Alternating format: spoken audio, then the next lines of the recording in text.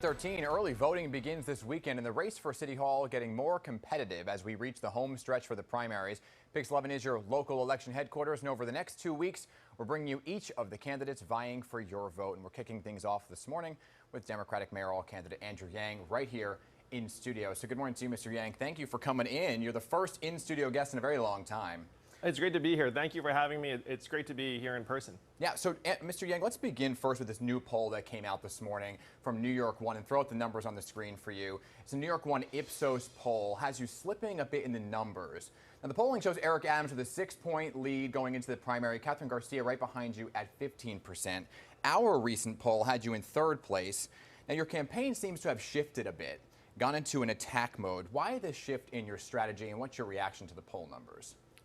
Well, our numbers show something different. It's pretty much anyone's race among the top candidates right now. But the only poll that we care about and that voters should care about is the early vote that starts this Saturday on June 12th. You can vote any day for the next 10 days.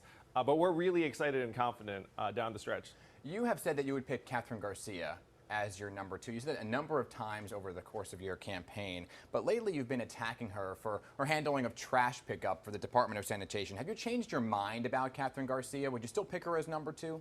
I like and admire Catherine and appreciate her service to the city. I do think most New Yorkers I talk to want to turn the page from the de Blasio administration, want a different type of leadership. Let's talk about some of the issues right now that are very big. Our Pix 11 News Nation Emerson College poll had crime as the top of list right now for New Yorkers. The top of the list, the family of a 10-year-old Justin Wallace planning a funeral instead of his birthday party. How do you plan to address gun violence in New York City specifically?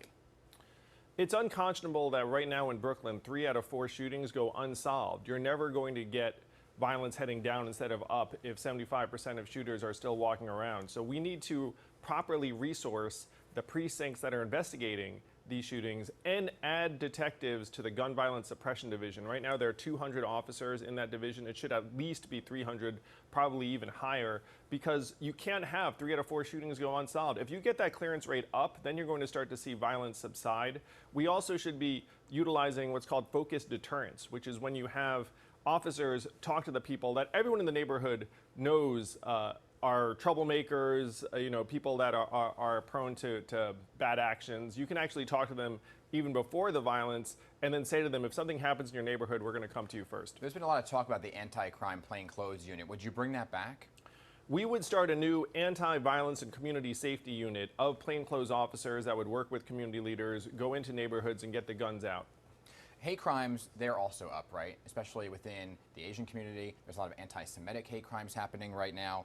During our mayoral forum right here on Pix 11 last week, you said that more police is the answer on the ground. What would that look like on ground level? And what is your message then to those who are saying, I don't want more police in my neighborhood? Nothing works in our city if you don't feel safe either walking your own neighborhood or riding the subway. So I'm going to give everyone an example that you can relate to. We have officers in the subways right now, but they're on the platforms. They should be on the actual subway cars going back and forth so that if you're riding the subway, you're going to see an officer pass through. And that way the officer would be able to see if there are any issues, but also you would know, hey, there's an officer on the train. And so your feeling of safety would be higher and your actual safety would be higher. We can more effectively utilize the officers on the ground, but the reality is that New Yorkers I talk to are concerned about the fact that we have many mentally ill homeless men walking our streets that should not be on our streets. One of them brutally attacked an Asian woman last week unprovoked, and he had attacked several other New Yorkers prior to that incident. This affects everyone. We have to get the homeless people into better environments that will actually support them and make them healthier. So what would you do then for mentally ill? Let's go there for a second. Thrive right now is a big topic of conversation. Many say it's a waste of money. Would you keep Thrive or would you go through a new system? There are elements of Thrive that I would keep, like the helpline I think is quite effective. But the other resources wait for you to self-select. And a lot of the people that need help right now in the streets of New York are not going to raise their hands and say, hey, I need help. I mean, if you're mentally ill, a lot of the time you don't have the capacity to seek help. So we have to get them the help that we know that they need and get them into psych beds and better environments that also will be better for the city and our economic recovery. But dismantle Thrive? There are elements of Thrive that I think can be reallocated. Okay, and you also just brought up the subways. During the forum also you talked about more police in the subway system. We've talked relentlessly with NYPD Commissioner Dermot Shea about this. says it's just not feasible sometimes. They don't have enough officers. So how would you pay for more officers in the subways?